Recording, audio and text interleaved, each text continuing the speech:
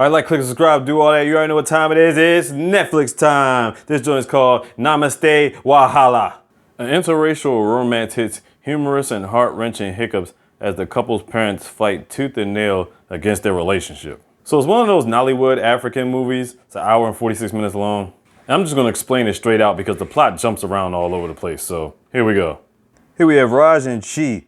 I don't know how to say her whole name, but that's what we're going to call her. Anyway, they run into each other in the park and they just stare at each other for a little bit and then they go to their respective businesses, I guess. So they didn't get each other's names. They ain't exchanged no information. They on some wish shit. You know what I'm saying? Like, oh, I wish I could see her again, or I wish she could see me again, or something like that. And anyway, she goes to meet with a homegirl. You always got that homegirl that's cool but be dating random ass niggas. Raj gets back to the crib with his dude. All Raj can talk about is the girl that he met on the beach and his best friend trying to give him advice. Chi's family's having breakfast. Now her and her dad are big time lawyers, I guess. Her mom is a banker and this other guy is just there. Dad wants him to marry the guy that's there because, you know, classic move. She think he cool, but she don't want to marry him, you know what I'm saying? Not to be forced into it, you know, all that stuff. And quite honestly, he ain't even really trying to marry her like that, yo. He's just trying to be on some chill shit. Then she go to a homegirl house, a homegirl crying because her boyfriend broke up with her. Chi gets her to come to the party, so she like, you know what? Fuck that nigga.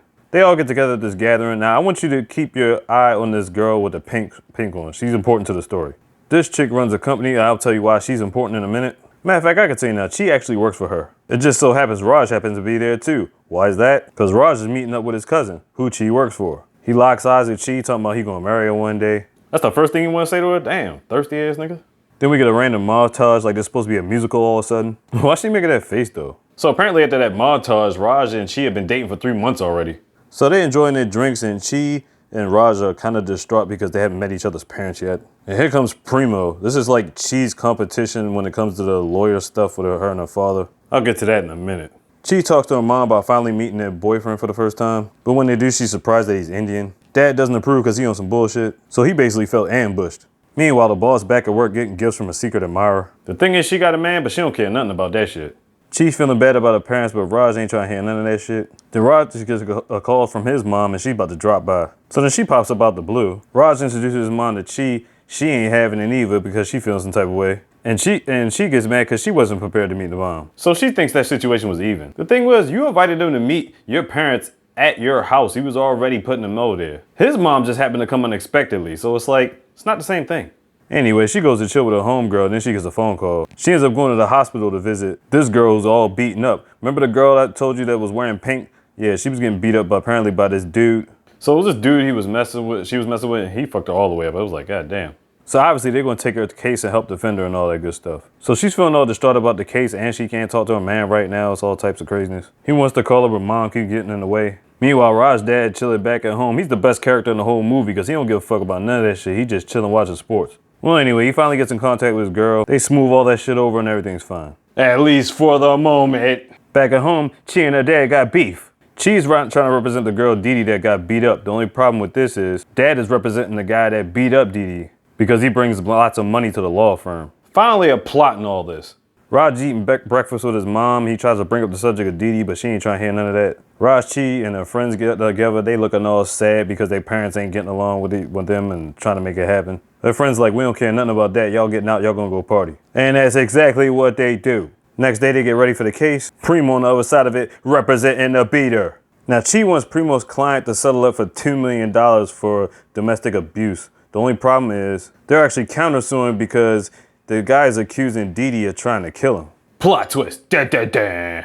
You see Didi's face? That's how she looked when she heard the news about that. And she just didn't even shrug her shoulders or nothing. She just looked straight forward. And she basically didn't tell the lawyer that information because she was saying it was for self-defense. It would have helped if you told her everything. Got Chi out there looking stupid and shit.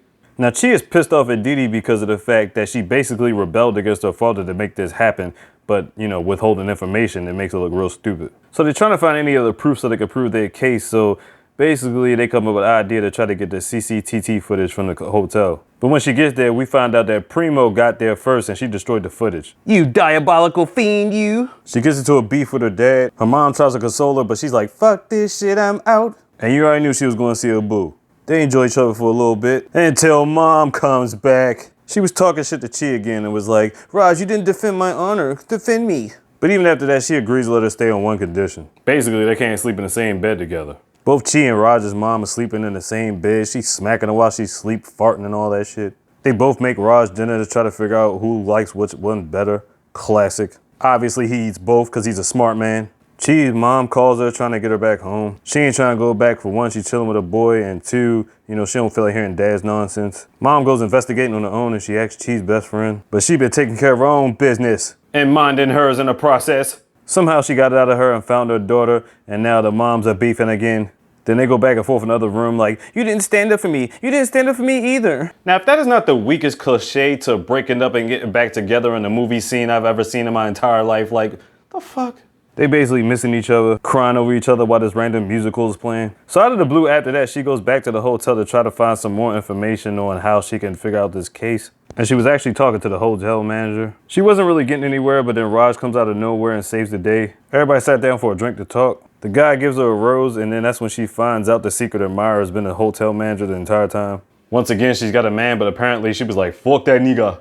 Next day, the hotel manager helps out and gives Chi the extra camera footage that she needed. The footage shows them walking when he was beating on her before she pulled out the knife and tried to stab him. So basically it was in self-defense, but now she has the footage to prove it. They settle up for restitution, and because Primo tampered with footage before and they ended up still finding footage, she ends up getting fired. Dad stands up to the woman beater for being rude, so he gets some self-respect back, and all's right with the world.